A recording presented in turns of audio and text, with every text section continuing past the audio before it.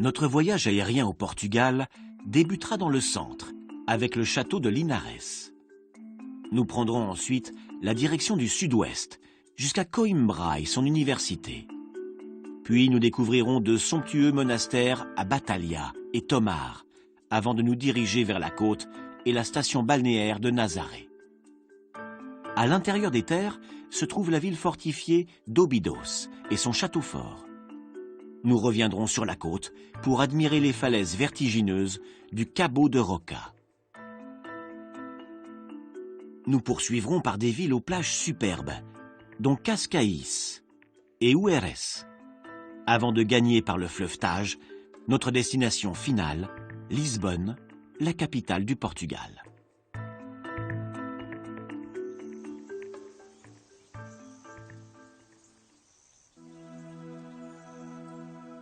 Dans la région montagneuse de Guarda, au cœur du parc naturel de la Serra de Estrela, se trouve le village isolé de Linares. Avant d'être occupé par les Romains, il était habité par les Lusitaniens, le peuple ibérique dont tous les Portugais descendraient. Au XIIIe siècle, le roi Denis Ier de Portugal a fait reconstruire le château, qui allait jouer un rôle crucial dans l'affirmation de l'identité portugaise. Le château s'est dégradé au fil des années, mais les 2 tours restantes donnent la mesure de cet ancien poste stratégique. Elles sont aujourd'hui ouvertes au public et offrent une vue exceptionnelle sur la région.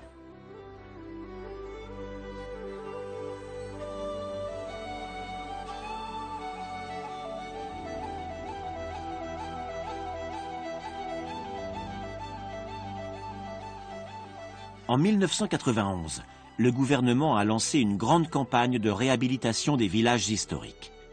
12 d'entre eux ont été choisis pour bénéficier d'importants travaux de rénovation. Parmi eux, le village de Piodao. Ici, toutes les maisons sont en schiste, une pierre friable qui pourtant résiste au temps, et les toits sont en ardoise. Les portes et fenêtres peintes en bleu sont typiques de ce village. La légende veut qu'à l'époque de sa construction, le seul marchand de couleurs de Piodao n'avait que de la peinture bleue.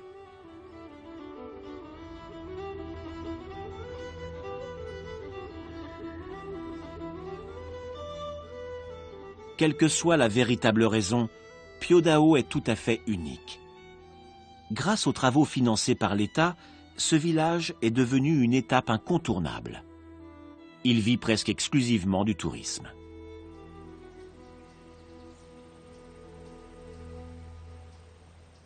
Le fleuve Mondego serpente au pied des montagnes et traverse Coimbra, l'une des plus grandes villes du pays.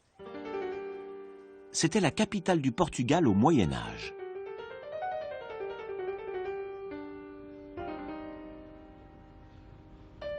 Coimbra a été bâtie par les Romains, prise par les Visigoths, puis par les Maures, avant d'être finalement conquise par Ferdinand le Grand, comte de Castille, en 1064. À l'époque des grands navigateurs qui partaient à la découverte de nouveaux mondes, Coimbra est devenue un centre culturel important. Elle abrite beaucoup de beaux monuments anciens, dont plusieurs églises. Sur la colline qui surplombe le fleuve se dresse l'université, l'une des plus anciennes encore en activité aujourd'hui. Fondée en 1290, elle a été déplacée à Lisbonne sur ordre du roi, quand la ville est devenue la capitale du Portugal. En 1537, elle a été réimplantée à Coimbra, dans l'ancien palais royal. Les seules matières enseignées à l'époque étaient la théologie, la médecine et le droit. Au XVIIIe siècle, d'autres disciplines ont été introduites, dont les sciences, et sa collection d'instruments d'époque réunis dans un musée est l'une des plus conséquentes d'Europe.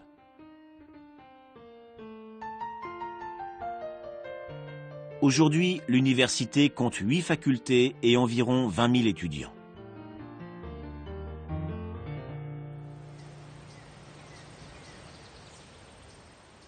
Le Portugal possède plusieurs monastères impressionnants, dont 2 se trouvent à seulement 30 km de distance.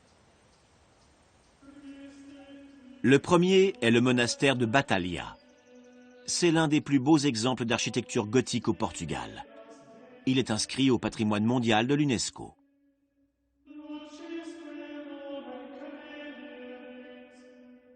Ce monastère a été construit au XIVe siècle, sur les ordres du roi Jean Ier, pour remercier la Vierge Marie de lui avoir permis de vaincre les Castillans. Les aménagements ont duré pendant presque 2 siècles, jusqu'à ce que le roi Jean III décide de concentrer ses efforts et ses finances sur un autre monastère situé à Lisbonne. C'est pourquoi cette chapelle n'a jamais été terminée. Au début du XIXe siècle, les troupes françaises ont saccagé et incendié le monastère. Il a ensuite été laissé en ruine pendant 30 ans, jusqu'à ce que des rénovations majeures soient décidées. En 1907, le monastère a été classé monument historique.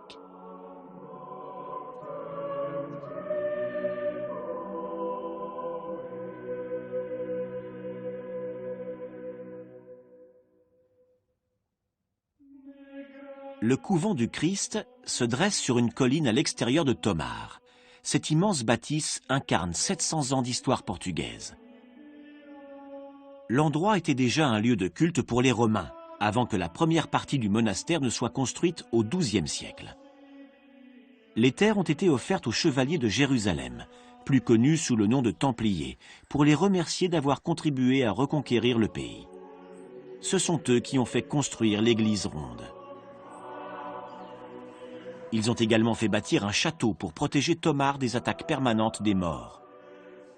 La forteresse devait aider à défendre la frontière du jeune royaume chrétien contre ses envahisseurs qui occupaient alors la quasi-totalité du nord du Portugal. Lorsque la France a commencé à persécuter les Templiers au XIVe siècle, le roi Denis Ier les a intégrés à l'ordre des Chevaliers du Christ, dont il a déplacé le siège à Tomar. Son successeur, le prince Henri le Navigateur, en a fait des explorateurs quand il est devenu grand maître de l'ordre. Les Templiers ont donc financé nombre d'expéditions pour agrandir le royaume et prêcher la parole divine. À la même période, un cloître a été ajouté au monastère de Tomar, et c'est l'un des plus beaux exemples de style Renaissance du Portugal. Mais comme à Batalha, les troupes françaises ont expulsé l'ordre des Chevaliers du Christ de Tomar. Elles ont transformé les bâtiments en casernes et entraîné des dégâts irréparables. Ce qui reste du monastère aujourd'hui est malgré tout un témoignage impressionnant de l'architecture portugaise.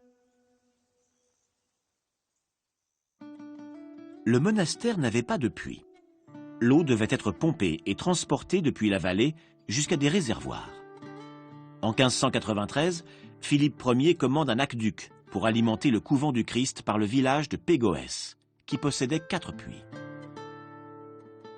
L'aqueduc mesure 6 km de long.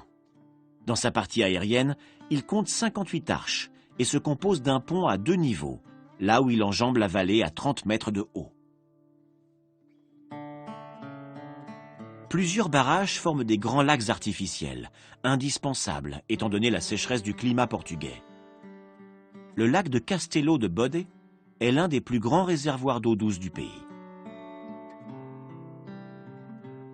Le Portugal compte aussi de nombreux fleuves et rivières. Le Tage, qui traverse la péninsule ibérique et mesure plus de 1000 km, est le fleuve le plus long.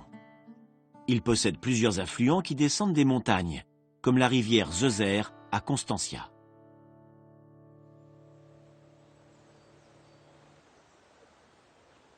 Peu avant de se jeter dans la mer, le Tage traverse une plaine où se trouve l'un des plus beaux châteaux du Portugal, le château d'Almurol. Construit sur une île au XIIe siècle par les Templiers, le château était l'un des points stratégiques de la défense contre les Maures, comme le château de Tomar. Almurol est l'exemple type du fort militaire à l'époque de la reconquête du Portugal par les chrétiens. Il incarne également l'âge d'or des Templiers.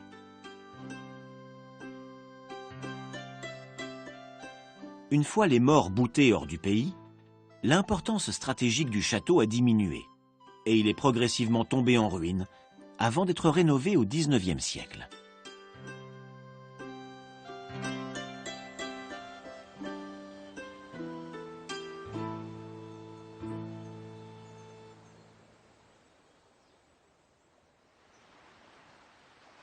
Au-delà de ces monuments historiques, le Portugal est célèbre pour son littoral. L'océan Atlantique a sculpté les falaises et formé de magnifiques plages de sable blanc.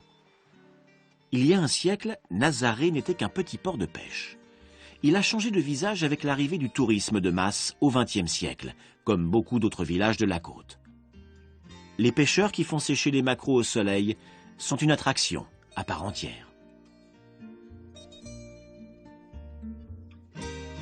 La ville est divisée en deux.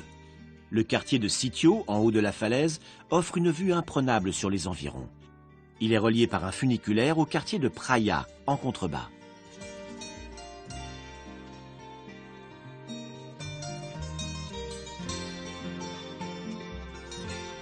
Les plages de Nazaré sont parmi les plus belles du pays. À certaines périodes de l'année, les vagues attirent des surfeurs du monde entier. Mais les vacanciers viennent avant tout pour se détendre sur la plage.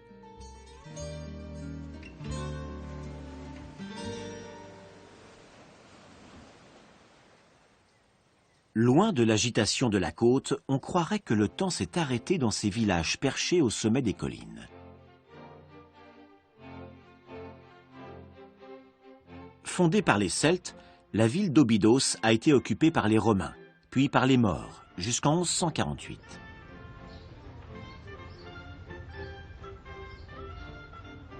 En 1282, le roi Denis offre la ville à son épouse. La cité fait alors partie de l'apanage des reines portugaises jusqu'en 1834.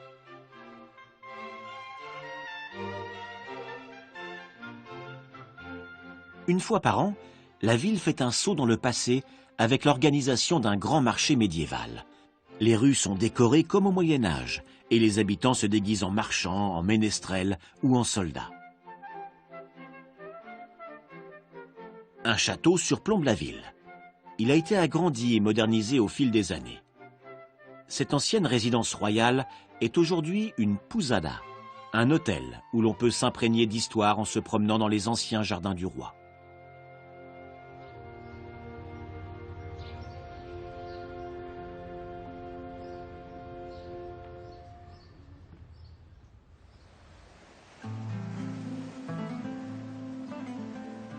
Cabo de Roca est le point le plus à l'ouest de l'Europe continentale, là où la Terre s'arrête et l'océan commence.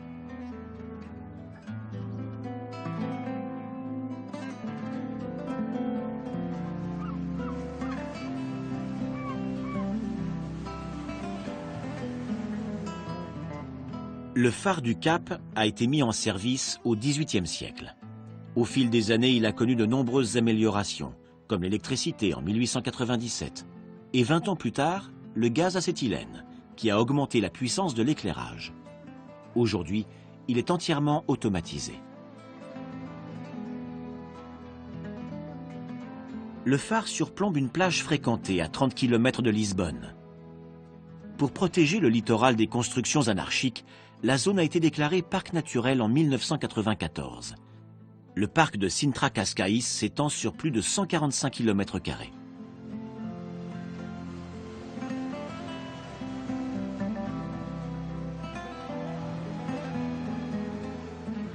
Le vent et les vagues en font un spot prisé pour les sports aquatiques, comme le kitesurf.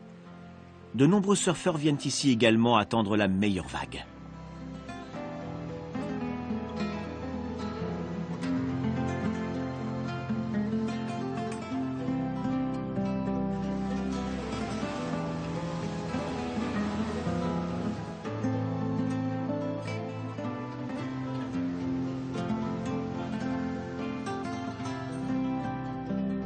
Les tempêtes fréquentes et les rochers escarpés en font une côte extrêmement dangereuse pour les bateaux de toute taille. À l'autre extrémité de la baie, le phare du Cabo Raso guide les marins depuis 1894. Il a été électrifié en 1947 et équipé en 2003 d'une nouvelle lanterne plus puissante.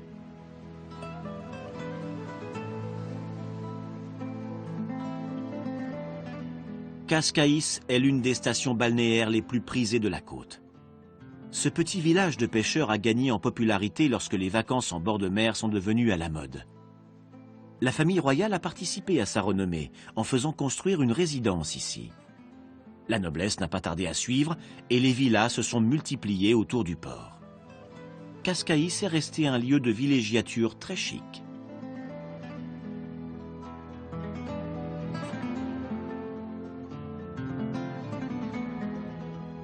Lisbonne est toute proche par la route. On peut emprunter l'Avenida Marginal, mais elle compte un nombre d'accidents extrêmement élevé.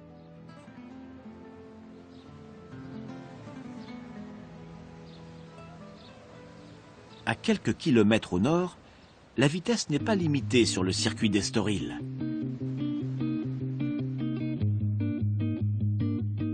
Inauguré en 1972, il fait un peu plus de 4 km. Le Grand Prix de Formule 1 du Portugal se tenait ici jusqu'en 1997. Et le circuit accueille toujours le Grand Prix de moto.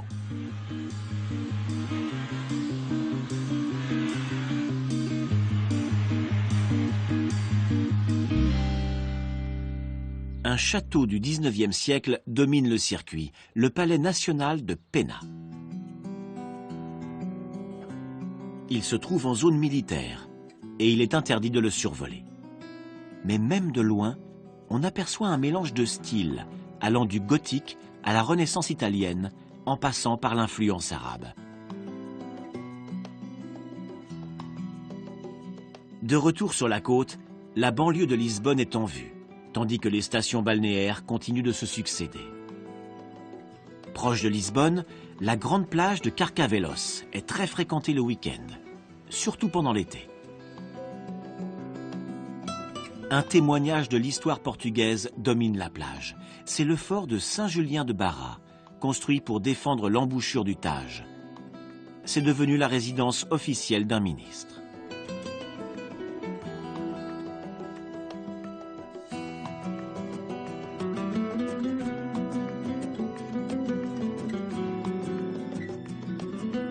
La tour de contrôle portuaire est juchée sur un promontoire artificiel. En 2011, 330 bateaux de croisière sont passés par le port de Lisbonne, un nouveau record pour la ville qui accueille déjà des centaines de cargos tous les ans.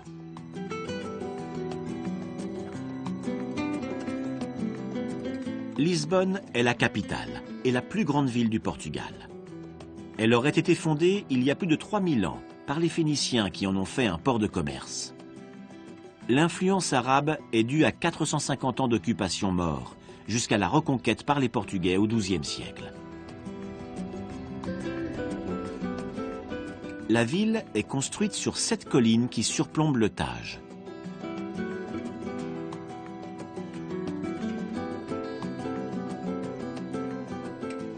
Lisbonne était au cœur d'un immense empire qui s'étendait du Brésil à l'ouest, aux Indes à l'est. De nombreux monuments reflètent ce passé prestigieux. Les grands navigateurs ont fait la richesse du pays. L'un des plus connus, Vasco de Gama, a été le premier Européen à découvrir, en 1498, une route maritime vers les Indes, en contournant le cap de Bonne-Espérance.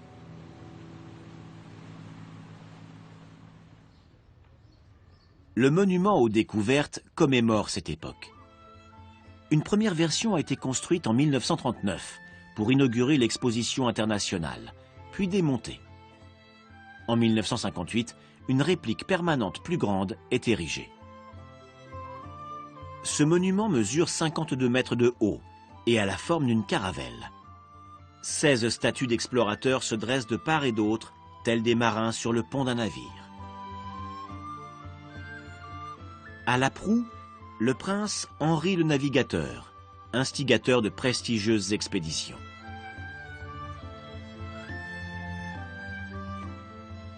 Le monument se dresse à Belém, face à la mer, là où les grands explorateurs embarquaient vers l'inconnu au XVe et XVIe siècle.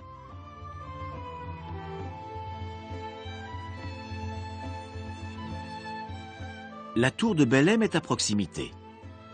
Le roi Jean Ier, père du prince Henri, l'a fait construire dans le style gothique portugais.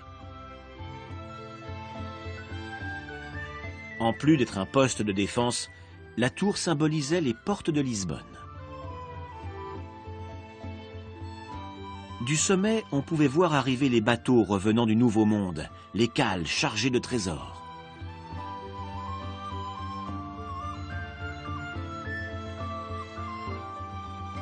Les donjons étaient moins agréables, puisqu'ils faisaient office de geôle jusqu'au XIXe siècle. La tour de Belém est l'un des sites les plus visités de la ville. En 1983, l'UNESCO l'a inscrite à son patrimoine mondial.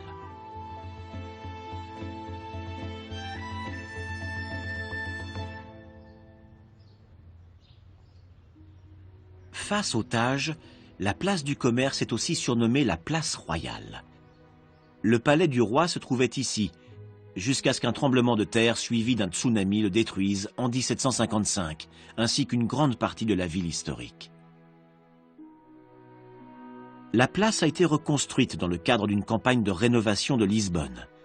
Les bâtiments ont longtemps été occupés par les douanes et les autorités portuaires, d'où le nom de place du commerce. L'ascenseur de Santa Justa servait à relier les rues de la ville basse à la place Carmo, car l'ascension était pénible pendant les mois d'été. Il a été inauguré en 1902. L'ascenseur peut transporter 25 passagers sur 45 mètres de hauteur. Sur l'une des 7 collines de Lisbonne se dresse le château médiéval de Saint-Georges.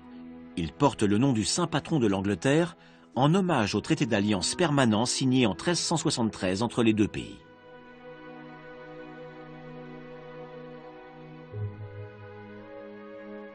Lisbonne a aussi un visage plus moderne, le Parc des Nations, où s'est tenue l'exposition universelle en 1998. Une fois l'exposition terminée, le quartier a continué d'être radicalement transformé. De nouveaux immeubles ont été construits, ainsi que des hôtels, des centres commerciaux, des musées et des esplanades. Le contraste est saisissant avec la ville historique, à quelques kilomètres de là. Le téléphérique situé au bord de l'eau permet de profiter d'une vue spectaculaire, notamment sur le pont Vasco de Gama. Il a été inauguré juste à temps pour l'exposition universelle et pour le 500e anniversaire de la découverte de la route des Indes par le grand navigateur. Notre destination finale domine le port historique de Lisbonne.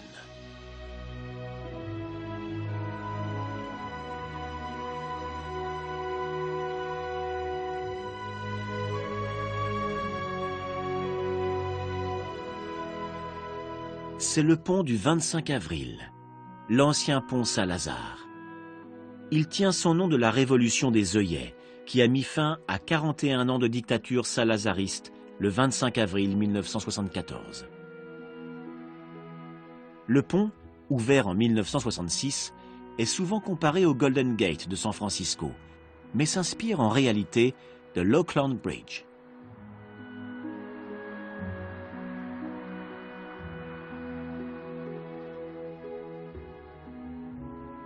À côté, le monument du Christ roi culmine à 113 mètres de hauteur. Inauguré en 1959, il s'érige face à Lisbonne pour remercier Dieu d'avoir épargné le Portugal pendant la Seconde Guerre mondiale.